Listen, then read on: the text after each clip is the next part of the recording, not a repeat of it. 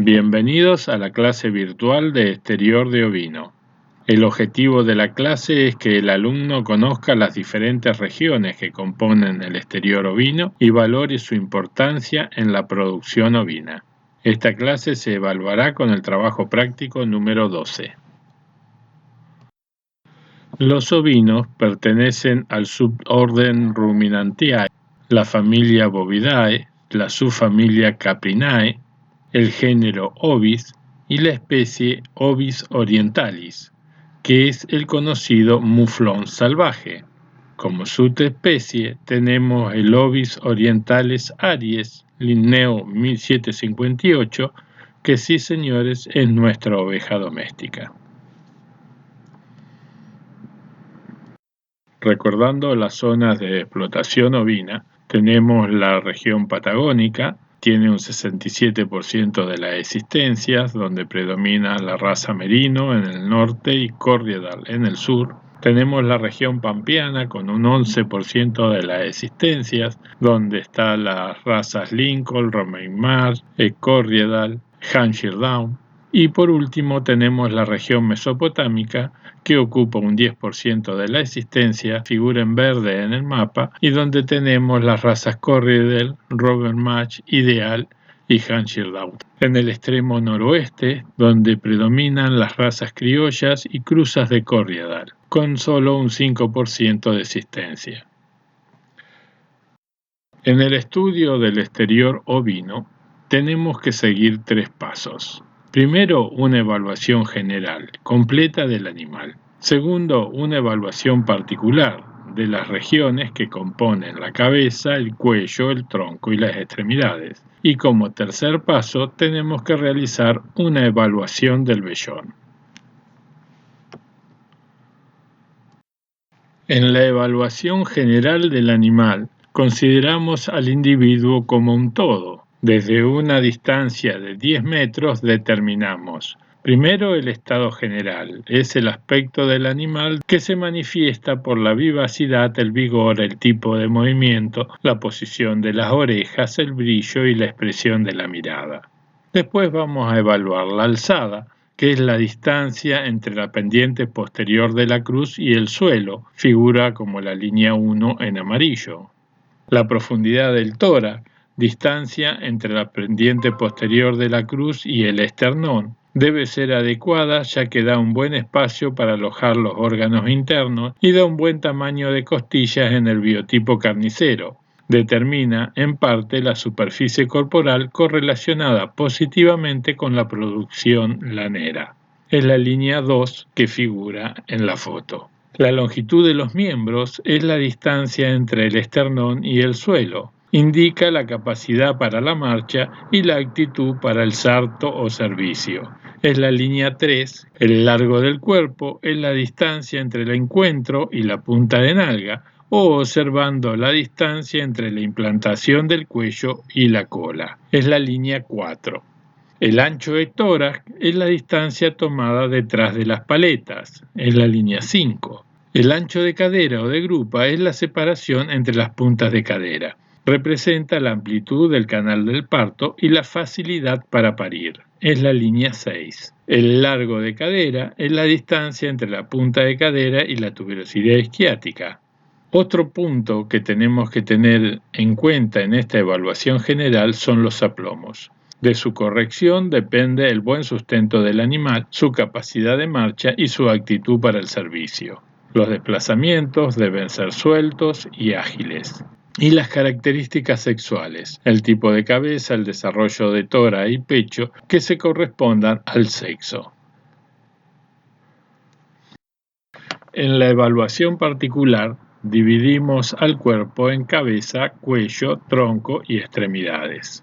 Veamos las regiones de la cabeza. Tiene una cara anterior que tiene las siguientes regiones: la frente, la cara y la punta de nariz, con el número 1, 2 y 3 respectivamente. Tiene una cara posterior con el mentón, las fauces y la quijada, el 4, el 5 y el 6. Una cara inferior donde se encuentra la boca y los labios, el 8 y el 9 respectivamente. una cara superior donde está la región de la nuca y la región parotidia, que está con el número 7 y el número 11. Y en la cara lateral encontramos los collares con el número 10, las orejas con el número 12, los cuernos con el número 13 en las razas que presentan cuernos, los ojos con el número 14 y las mejillas con el número 15. En el cuello encontramos las dos caras laterales, el borde superior y el borde inferior. Vamos a ver después cómo varía el cuello en los diferentes biotipos. En el borde inferior, en algunas razas, hay presencia de pliegues que se denominan corbata, por ejemplo en los merinos. En el tronco tenemos una cara superior con las regiones de la cruz, dorso, lomo y grupa, 1, 2, 3 y 4 respectivamente. Una cara inferior con la región de la axila, el vientre y la región inguinal.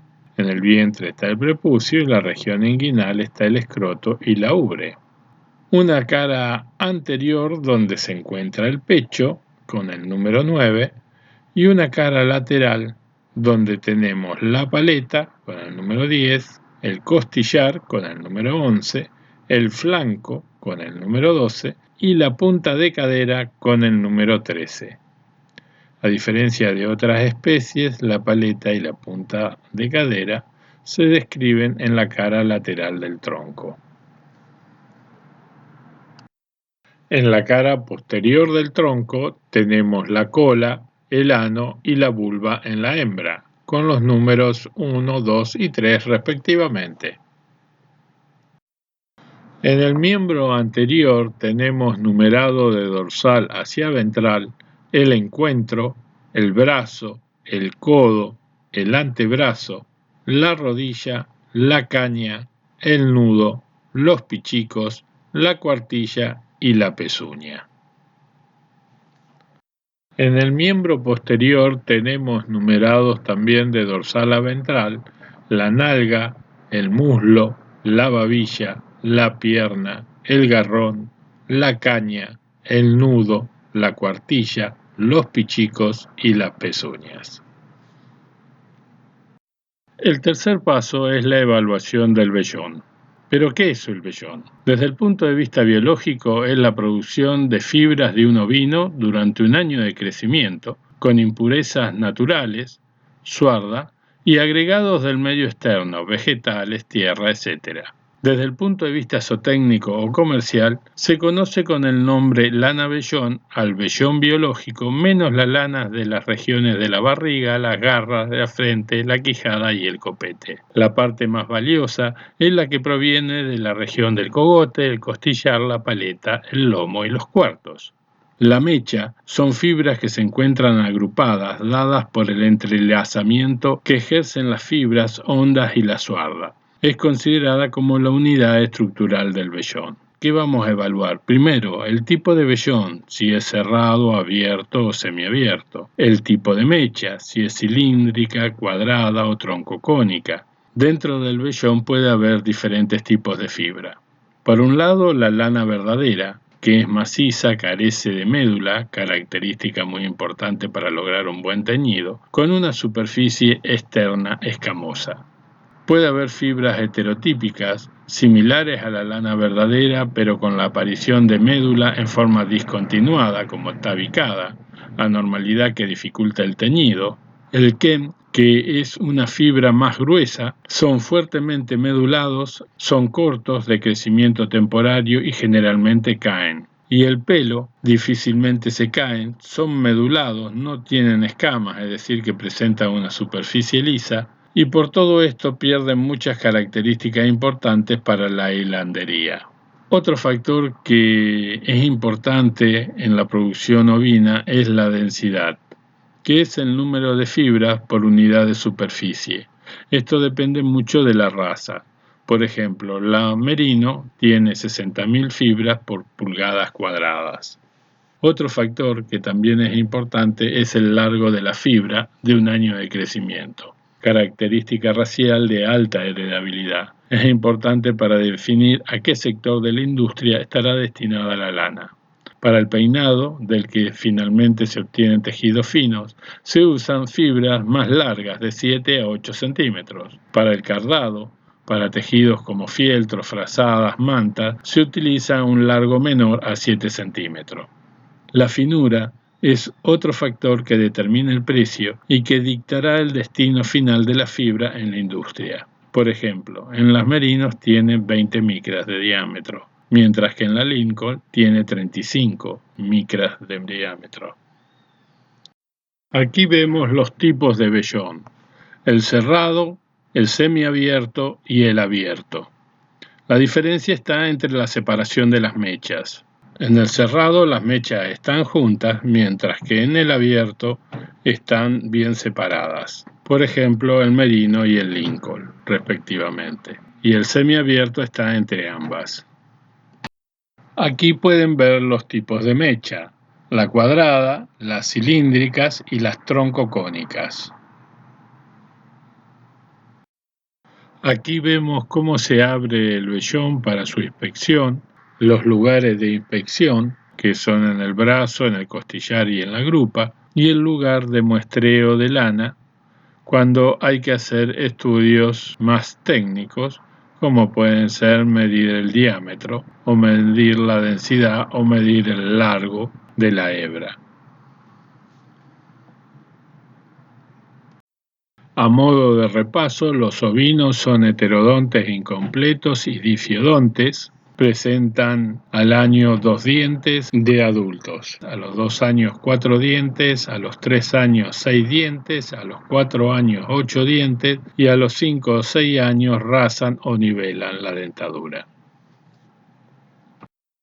Las líneas de aplomo no difieren en general con las otras especies que hemos visto anteriormente. El miembro anterior, visto de frente, la línea sale del encuentro y va a caer verticalmente entre medio de las pezuñas, con las rodillas ligeramente desviadas hacia medial, de la misma manera que sucede en el bovino.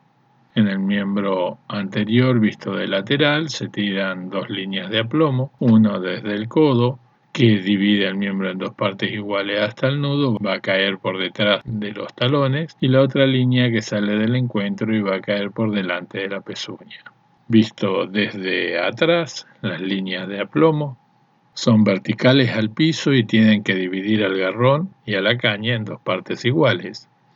Y visto de lateral, son líneas verticales al piso que pasa tangencial al garrón y a la caña. Ahora vamos a ver algunos defectos de aplomo. En primer lugar, un cerrado de rodilla. Y en segundo lugar, un izquierdo. Aquí vemos un corvo, fíjense en la rodilla, y un sentado de nudo o castrón. En este caso, arriba y a la izquierda, un abierto de atrás, arriba y a la derecha, un cerrado de atrás, y abajo al medio, un cerrado de garrones. Aquí a la izquierda encontramos un sentado de garrones y a la derecha un parado de garrones. En los ovinos encontramos algunas características que son indeseables. Dentro de las mismas tenemos, por ejemplo, los defectos bucales, como el pronatismo, cuando los incisivos están por delante del rodete dentario, el braquinatismo, cuando los incisivos se encuentran por detrás del rodete dentario, y los dientes apiñados, cuando el maxilar inferior no tiene la suficiente capacidad para permitir el desarrollo de las piezas dentales. Otros defectos son los defectos oculares, como por ejemplo el entropión, cuando el párpado está revertido hacia el globo ocular, defectos en los cuernos, generalmente la presencia de cuernos en razas que no tendría que tener cuernos, y como vamos a ver en la próxima diapositiva, defectos de la columna vertebral. Veamos los defectos de la columna vertebral. Normalmente las regiones de la cara superior del tronco forman una línea con leves ondulaciones casi paralela al suelo. Estas ondulaciones son más marcadas en las razas laneras que en las carniceras. Si las ondulaciones son muy acentuadas, son un defecto por indicar debilidad constitucional, provocar defectuosa locomoción y falta de actitud para el salto. De las tres que ya vimos en las otras especies, como son lordosis, sifosis y escoliosis, en el ovino se agregan dos más. Una, la cruz muy elevada respecto al lomo, en las razas laneras la cruz más convexa, y el lomo ligeramente más cóncavo, y la grupa más caída que en las razas carniceras. Y la cruz baja con respecto a la grupa, donde la línea es oblicua respecto al suelo con pendiente hacia la cabeza. No es un problema de columna, sino de desarrollo con un crecimiento menor en los miembros anteriores respecto a los posteriores. Veamos los biotipos productivos en ovinos. Los biotipos agrupan a las razas según su producción descollante, ya sea lana, carne, leche, piel o carne lana, dando mayor importancia durante la selección al producto que identifica al biotipo. Por ejemplo, en el biotipo lanero lo más importante es aumentar el peso del vellón y su calidad.